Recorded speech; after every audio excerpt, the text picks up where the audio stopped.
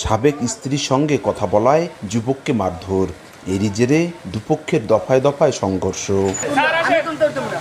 ১.৫ বছর আগে মাদারীপুর সদর উপজেলার পূর্ব রাস্তি গ্রামের অপু মুন্সির সঙ্গে শহরের বিসিক শিল্পনগরী এলাকার নিশি আক্তারের বিয়ে হয়। পারিবারিক কলহের কারণে ৬ মাস আগে তাদের বিবাহ বিচ্ছেদ হয়। সোমবার বিকেলে বাড়ির কাছে হঠাৎ দেখা হলে নিশির সঙ্গে কথা বলে অপু।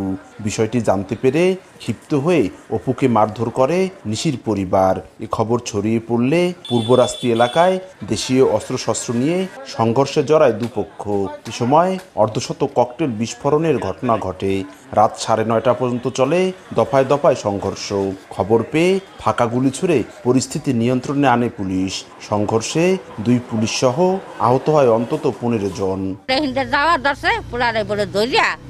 মারছে মাইয়ার পকেট বোম পড়ছে, হ্যাঁ বোম পড়ছে। একটা আমাদের 2টা পড়ছে আমাদের চালের কোন, আর একটা পড়ছে বিল্ডিং এর কোনায় জিয়া।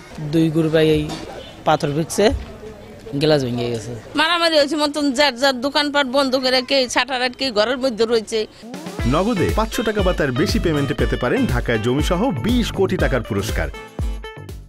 এই ঘটনায় জিজ্ঞাসাবাদের জন্য 18 জনকে আটক করা হয়েছে। তদন্ত করে ব্যবস্থা নেওয়ার কথা জানায় পুলিশ। এখন পরিস্থিতি পুলিশের নিয়ন্ত্রণে, আপাতত নিয়ন্ত্রণে আছে এবং আমাদের ঘটনায় জড়িতদেরকে শনাক্তপূর্বক তাদেরকে গ্রেপ্তারের যে প্রক্রিয়া অভিযান এগুলো আমাদের এখনো চলমান। এদিকে এসআই নজরুল ইসলাম সহ আহত 2 পুলিশ সদস্যকে জেলা সদর হাসপাতালে ভর্তি করা হয়েছে। সঞ্জয় কর্মকার, অভিজিৎ, সময় সংবাদ, মাদারীপুর।